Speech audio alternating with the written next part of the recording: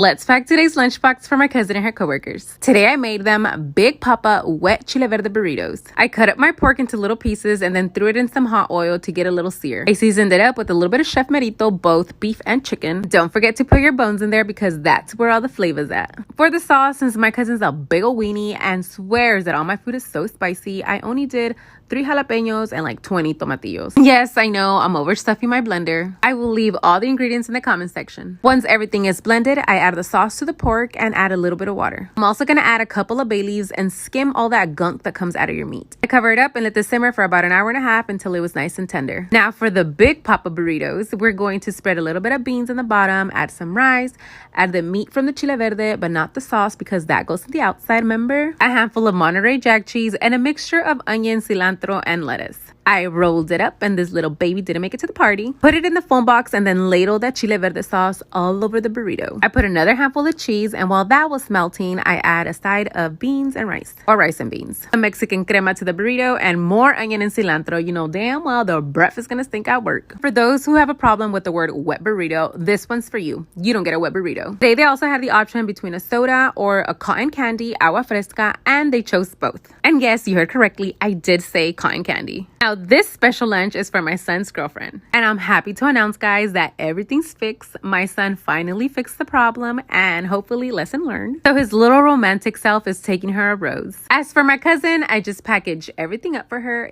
get everything ready, including her drinks, and then she comes and picks up during lunchtime. Bye!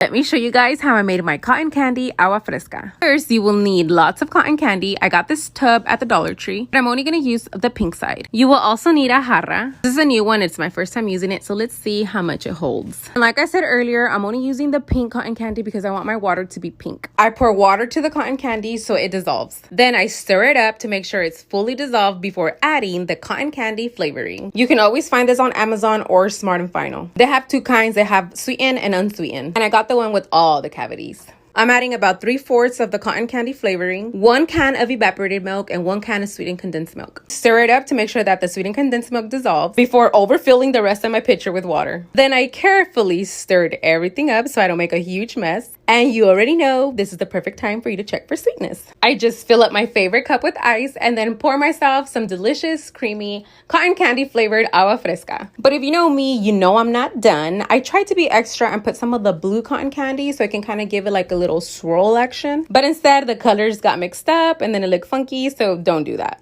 And if you have extra, you can always turn this into cotton candy ice pops. And that's it, guys. This is how I made my cotton candy flavored agua fresca. Hope you like this recipe. Bye!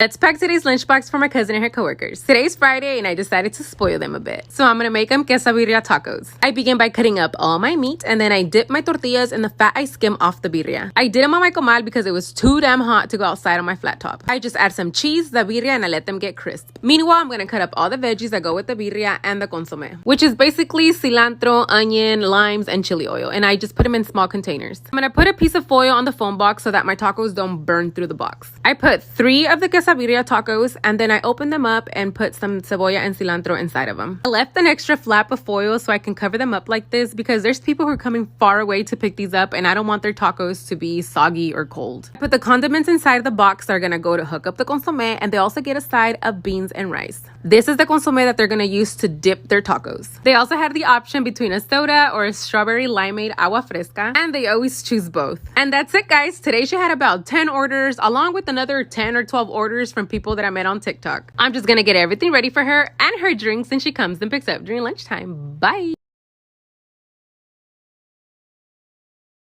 Let me show you guys how I made my strawberry limeade water. Here I have a basket of clean strawberries and we're going to remove these stupid little things that are full of mugre. I'm also reserving about a handful of strawberries because I'm going to thinly slice these and use them as garnish. I'm not going to use the limes anymore because it makes your water bitter. For the limeade, we're going to need the juice of 6 limes. This time I made sure I squeeze every last drop into my cup, so much that I was even doing it by hand because I don't know what the hell is wrong with this cheapy exprimidor. Once I have the juice of all of my limes, I'm sticking everything into my blender, the strawberries and the lime juice. Sweeten with sweetener of choice. I'm going to use about a cup of sugar, wink, wink. I probably use more than a cup. Then I fill up the rest of my blender with water and blend until smooth. And sorry guys, if my voice sounds a little raspy, I just woke up. Now I'm just going to pour everything from my blender into my pitcher. I don't know what size this pitcher is because I just bought it, but I think it's like a 3 or 4 quart pitcher. Fill up the rest of the pitcher with water, add your strawberry slices, and mix everything together. You can also remove the foam that forms on the top, or you can just wait for it to settle. This is the perfect chance for you to check for sweetness. If it needs more sugar, add more sugar. If it's too sweet, just add more water. I have to say that for my Karens. Now I'm just gonna fill up my favorite cup with ice and enjoy myself a delicious and refreshing strawberry limeade water. And you know it wouldn't be me if I don't do the most to my cup. So I'm just gonna garnish it with an ugly strawberry and a piece of lime. And there you have it, guys. Strawberry limeade water. I'm so glad I can finally say that damn word. Hope you like this recipe. Bye.